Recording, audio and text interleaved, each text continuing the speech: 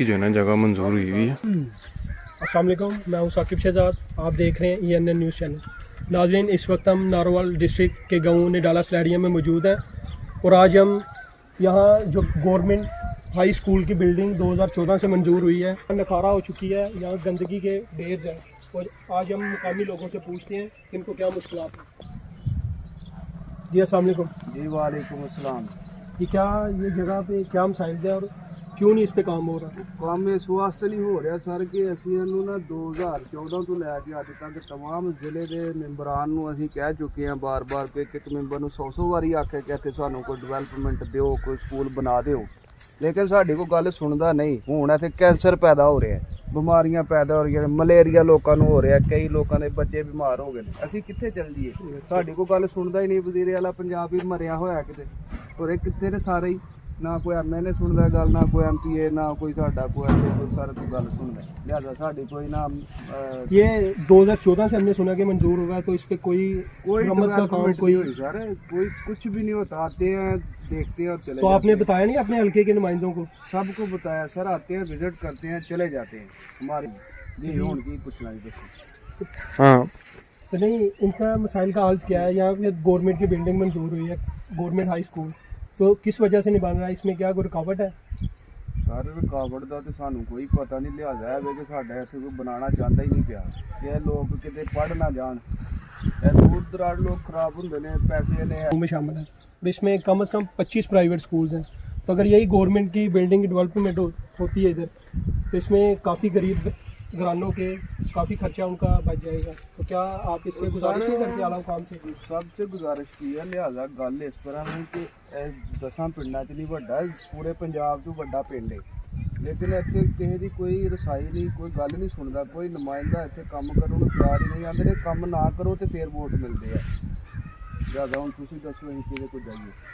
हम पूछते हैं आगे, दूसरी आगे हम पूछते हैं जी क्या मसाइल हैं इधर आप? ਮਸਾਇਲ ਇੱਥੇ ਇਹ ਆ ਕਿ ਇੱਥੇ ਆਂਦੇ ਨੇ ਸਕੂਲ ਬਣਨਾ ਹੈ ਜੀ। जी ਇੱਥੇ ਰਾਤ ਨੂੰ ਮੱਛਰ ਨਹੀਂ ਸੌਣ ਦਿੰਦਾ ਤੇ ਸਾਰੇ ਲੋਕ ਹੀ ਤੰਗ ਨੇ, पूरा महल्ला ही तंग है। तो पूरा आप एक हो के क्यों नहीं अपने हल्के के नुमाइंदे के पास जाते? ਹਲਕੇ ਦਾ ਨੁਮਾਇੰਦਾ ਕਰਦਾ ਹੀ ਕੁਛ ਨਹੀਂ ਤੇ ਅਸੀਂ ਹਲਕੇ ਦੇ ਨੁਮਾਇੰਦੇ ਨੂੰ ਕੀ ਕਹੀਏ ਭਾਈ? ਅਸੀਂ ਤੇ ਜਦੋਂ ਅਸੀਂ ਤੇ ਤੰਗ ਆ, ਇਹਦੇ ਤੇ ਸਾਰੀ ਬਹੁਤ ਜਿੰਨੀ ਸਮੈਲ ਆ ਇੱਥੇ ਸਾਰੀ ਲੋਕਾਂ ਦੇ ਘਰਾਂ 'ਚ ਜਾਂਦੀ ਹੈ। ਰੋਟੀ ਵੀ ਨਹੀਂ ਖਾ ਸਕਦੇ ਸਹੀ ਤਰੀਕੇ ਨਾਲ, ਇਹਨੇ ਲੋਕ ਤੰਗ ਨੇ। तो आप क्या करना चाहेंगे? ਹੁੰਦਾ ਹੀ ਨਹੀਂ ਤੇ ਅਸੀਂ ਕਰਨਾ ਕੀ ਹੈ? ਕੋ ਮੰਨੇ ਸਾਰੇ ਉਹ ਇਕੱਠੇ ਹੋ ਕੇ ਜਾਣ, ਇਹਦਾ ਕੋਈ ਮਸਲਾ ਕਰਨ, ਨਾਲਾ बने साइड ਨੂੰ दरिया ਵਿੱਚ ਪਵੇ। मुकामी लोगों से पूछते हैं कि क्या इधर स्कूल बनना चाहिए नहीं बनना चाहिए? जनाब बनना चाहिए। क्या वजह क्या है?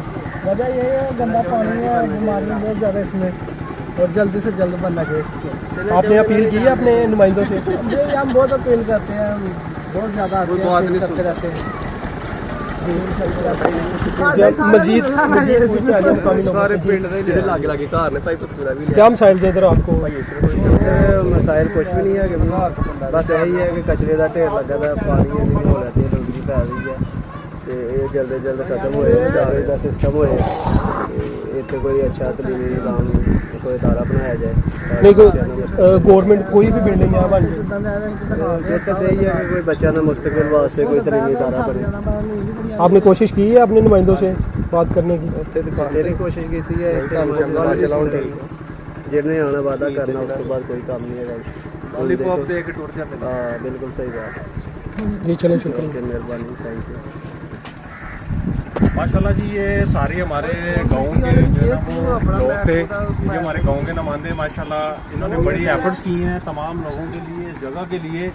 हम सब का ये हक बनता है जी, अपने हक अगर नहीं मिल रहा तो उसको लें। हमारे जो हल्के के नुमाइंदे हैं, चाहे वो सियासी हैं, गैर सियासी हैं, बड़े लेवल पे हैं, छोटे लेवल पे हैं, उन तमाम लोगों से हम अपील करते हैं, ये गांव की जितनी भी आवाम है, गांव के लोग हैं, मुख्तलिफ जगह के हमारे इंटरव्यूज़ रिकॉर्ड हैं कि ये जो तालीमी इदारे की जो जगह है, जो बैयाबान बंजर हो चुकी है, ये छप्पड़ बन चुका है, बीमारियाँ हज़ारों तरह की यहाँ से बीमारियाँ पैदा हो रही हैं, तो इसको ख़त्म करके एक ड्रेन सिस्टम भी बनाया जाए और यहाँ तमाम की तमाम जो सहूलियात हैं एक औरतों, लेडीज़, लड़कियों के हवाले से, तो यहाँ पे वो आसानी के साथ अपनी तालीम हासिल कर सकें, बजाय वो गाँव से बाहर मुश्किलात, ट्रैफिक का, ट्रांसपोर्ट का उनको इशू रहता है।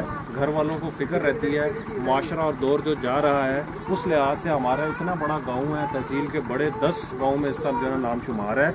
यहाँ पर एक लड़कियों के हवाले से ये तालीमी अदारा, तालीमी जगह मंजूर हो चुकी है, डॉक्यूमेंटेशन इसके हैं।